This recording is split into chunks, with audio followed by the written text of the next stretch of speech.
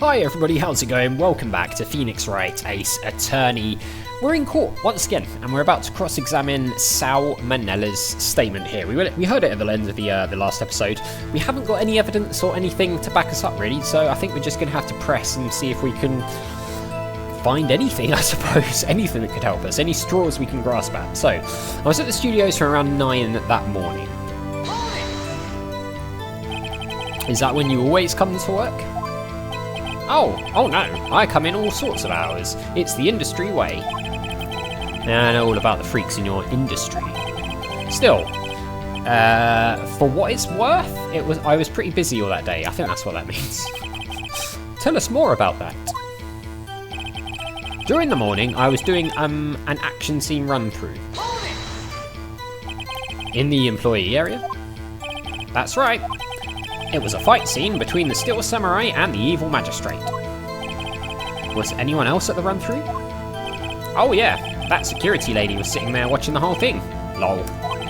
She was cheering on Hammer, if you can believe it. She certainly has the lungs for it. Anyone else? No, just us four. Okay, so it was Powers, Hammer, Old Bag, and him. It took a lot more time than I thought it would. Why did it go so long? I'm pretty sure you've already heard about this, but WP twisted his ankle during the run-through, see? Alright, that's the limp. Which of course led me to missing my lunch. ROFS, I don't even know what that means, I'm gonna guess. Alright, rolling on the floor, starving? I hear that everyone else ate lunch in the employee area. What exactly did they have for lunch? T-bone steak. The assistant cooked some up. Come to think of it, there was a plate with some bones on it in the employee area. Yeah, there was. But there was also plates outside Studio 2, right? Like where the van is? Everyone else, meaning that the witness did not eat with them. But I had a meeting into the Studio 2 trailer, so I ended up skipping lunch. But we know that somebody ate there. So, in the end you didn't get to eat? Yeah, no steak at least. Can you believe it? Okay, so that doesn't match what we saw. That must have been tough. Phoenix? Yeah? Doesn't something about that seem odd to you? Yeah, it's contradictory to what we found, right? It's a little vague, not at all. It's not vague, it's got to be as contradictory, surely. Yeah, it does seem odd, now that you mention it. Mr. Manella. What do you want? Sweats. When I went to Studio 2, I saw something on the table there. There were 2 plates, the same kind of plates as the ones in the employee area. Yeah, and it was only him and the D. Vasquez who were there, right? I'm sure that's what they said. Who ate lunch there? No, good call, Sweats. I was embarrassed, so I didn't mention it. But I did eat, after all. Why would you lie about that? A T-bone steak, you mean? Yeah, well, I mean, the assistant went through all that trouble. I brought it to the trailer, thinking I could eat it later. Clearly a man who likes to eat. I'd suspected as much. Yeah, he ate that candy, didn't he, off the table. So when exactly did you eat it? We took one break during that meeting. I wolfed it down then. Drool. A mental image I will carry with me to my grave. Wait a second. If they took a break in that meeting, that contradicts his testimony. I'll press on that one a bit more. We were in the meeting until around 4, right, so that's the contradiction, right? What were you discussing? The Steel Samurai story and our budget. Get this, the sponsors turn to me and say, Mr. Manella, those scripts of yours are not appropriate for children. Can you believe it?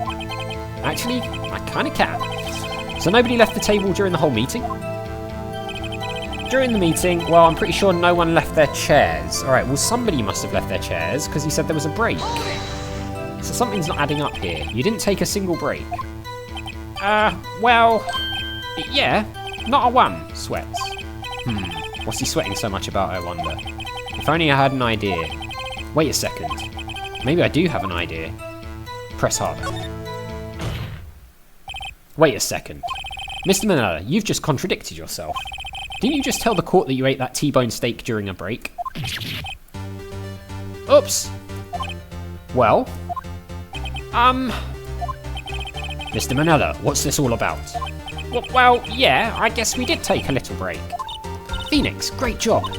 If they took a break, one of them could have gone to the studio during that time. Your Honor, I call on the witness to testify to the court about this break. Very well. Mr. Manella, your testimony, please.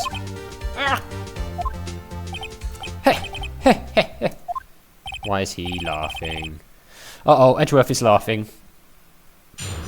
Witness's testimony, the break. Obviously something he's going to say in this is what he's laughing at, right? He knows there's some sort of like alibi here or something. The break. Maybe they took the break together or something, I don't know. Yeah, for what it's worth, we took a break. But it was only 15 minutes. 15, that's only 13 in base 12. Not enough time for someone to say, commit murder in Studio 1, lol. That's only just enough time to eat a T-bone steak, if you ask me. Steams. God, the... I don't think it would even be enough time for that, but that's just me. Very well, you may begin the cross-examination. Right, well... The break. I guess we just press again, because we've literally got no evidence, so... We took a break. Ruffle. Why has he got to say ruffle to that? What time exactly did you take this break? I'd say it was from around 2:30 or so until 2:45, so that's like around the time the murder happened, right? 2:30. That's the time of death. So he could have gone to Studio 1, killed Hammer and come back. I guess it's possible time-wise. ... But it was only 15 minutes. 15, that's 30. Yeah, I mean, it's possible. The time would have been tight, but it's possible. What were you doing for those 15 minutes? Eating my T-bone steak. What else? There were 2 plates on that table. Oh, right. The other one was Diva's. Sorry, D. Vasquez's plate. They call her Diva. I mean, if the boot fits, you know. D. Vasquez, the producer. To eat a T-bone steak in 15 minutes, that's quite a feat. It would be quite a feat, and also to commit a murder as well in that time. So, not enough time for someone to say commit murder in Studio 1. I mean, why is that? Oh, come on! Haven't we heard enough of this pointless line of questioning? Your Honour, the testimony to this point has made one certain fact painfully clear. The people in the trailer had nothing to do with this murder. It was impossible for any of them to go to Studio 1. What? Something wrong, Mr. Wright? Surely you aren't suggesting one of the people in the trailer went to Studio 1? Well, Mr. Wright. I mean, Phoenix, this is critical. Okay, so we need to maybe think about it before you give your answer.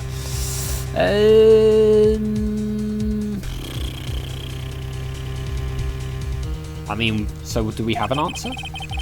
Do you claim someone from the trailer went to Studio 1? Ooh, I mean, it's... Do we wing it?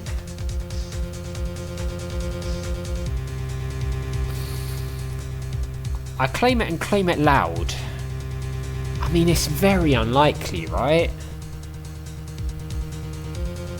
But do we want to say it's impossible? Because if we say it's impossible, then we basically throw Powers under the bus here. But the thing is, I'm playing this game with an assumption that we're always on the right side of the law here, in the sense that the person we're defending is always innocent, and we're backing them up and trying to prove that they are innocent. But that doesn't. There's nothing that I know that suggests that's the case. He might have done it. You know, it might be that we have to lose a case in this game, or several cases. I don't know. I don't know how any of this works. As I said, I've never played this before. I think it's probably impossible, honestly, to eat a T-bone steak and to go and murder someone and to come back in 15 minutes. That's my thing. I don't want to write off so many possible suspects, but I can't keep claiming the impossible either. I agree that it was impossible for anyone in the trailer to go to the studio in that time. I mean, this could be wrong. Haha! I thought you might be thoughtlessly treading on thin ice again, but I see you had at least an inkling of the truth. What do you mean, Mr. Edgeworth? It's quite simple. True, the break in the trailer meeting came right at the time of death. However, the path from there to the scene of the crime was blocked, that too. The fallen Mrs. Monkeyhead barred the way.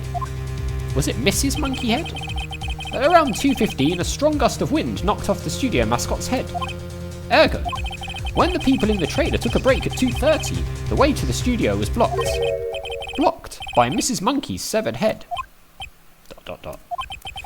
It's actually Mr. Monkey, but Edgeworth has a point. Yeah, I thought it was Mr. Monkey. And somehow, I feel no desire to correct him.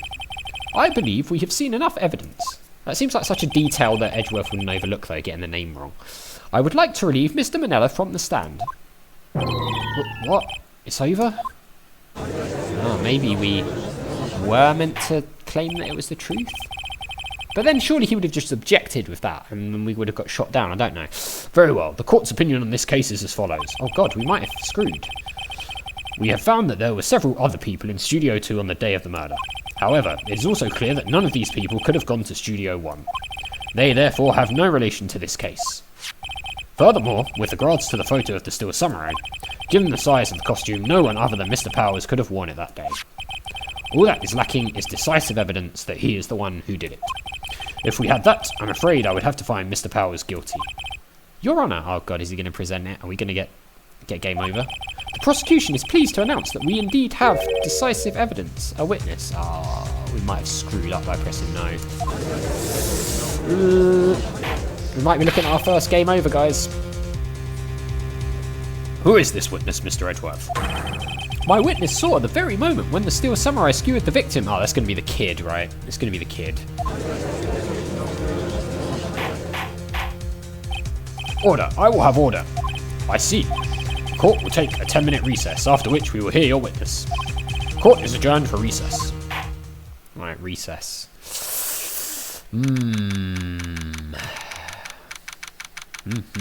District Court. Defendant lobby number 1, 11:04 AM. ... What do we do now, Mia?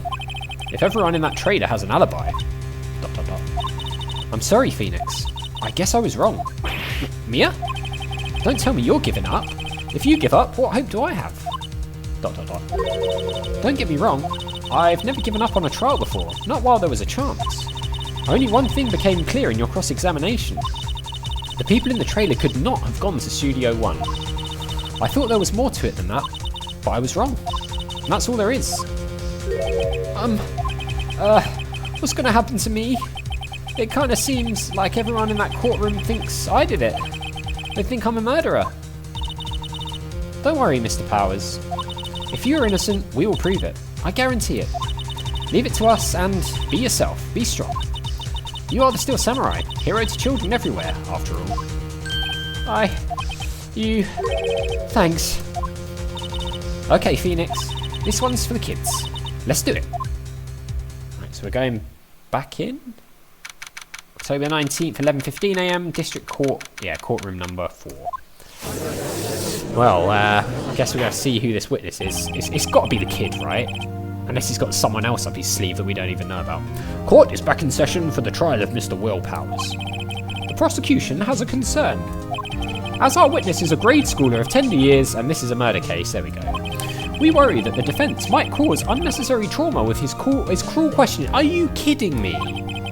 Nice to see Edgeworth taking the moral high ground. However, we have no choice. The prosecution calls Cody Hackins to the stand. Yeah. You can barely see him. Oh, that's brilliant. Your Honour, perhaps you could arrange a box for him to stand on. Oh my god. Oh, right. Guard, please bring him a box. One of those donut crates should do. I guess the cops see all of those. Yeah, you can see now. Why has he still got the camera in his hands? Will the witness state his name and grade in school? ... Witness! What? Just because you're all grown up don't mean you can push me around? This kid does not care about us and he does not care about Edgeworth. Cody? Answer his question, okay? Hey, it's you, the nice lady! I'm Cody Hackins, I'm in 2nd grade. I get the feeling this is going to be a long, long day. Mr. Edgeworth, please remember that you're speaking to a child. Try to be gentle. Witness, Cody. He's having trouble with the gentle thing.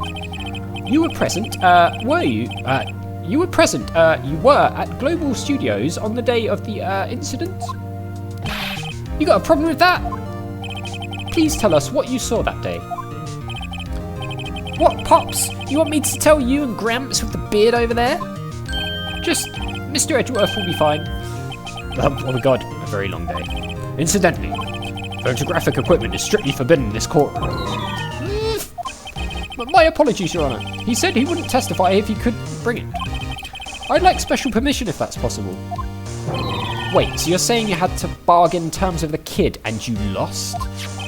Hey, I just got this new camera. Don't really know how to use it all that good yet. But I bring it with me wherever I go. I mean, you just press a button, kid. It's Phoenix. I wonder if he had that camera on the day of the murder. You'd better make a note of it in the court record. Okay, Cody's camera added to the court record. Very well, Cody. Please testify to the court about what you saw the day of the incident. Okay, here we go. Witness's account. I wanted to see a Steel Samurai rehearsal just once. I found a map on the internet and went to the studios that day. I went through the woods off the path so that old lady wouldn't catch me.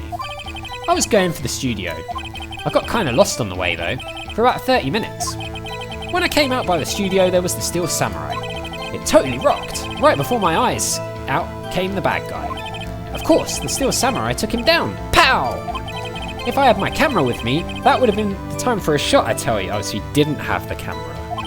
Anyway, I couldn't get into the studio, so I went home. Very well. The defence may begin its cross-examination. But be gentle. Remember you're talking to a child. ... This kid is tougher than most adults we see in here, honestly. He does seem it, doesn't he? Alright, cross-examination time for Cody Hackins. But we will do this in the next episode because we're out of time. So as always, thank you very much for watching. A big thank you to my patrons, Arcades Games, Wayne, Nate, Terminally Nerdy, Paul from the Phantom Fellows, Lyle, Hobo, Numinous, Kumidim, Paulione, Flossie the Sheep, JohnCom555, Chrissy, Paul James, and Zolties, and I'll see you next time.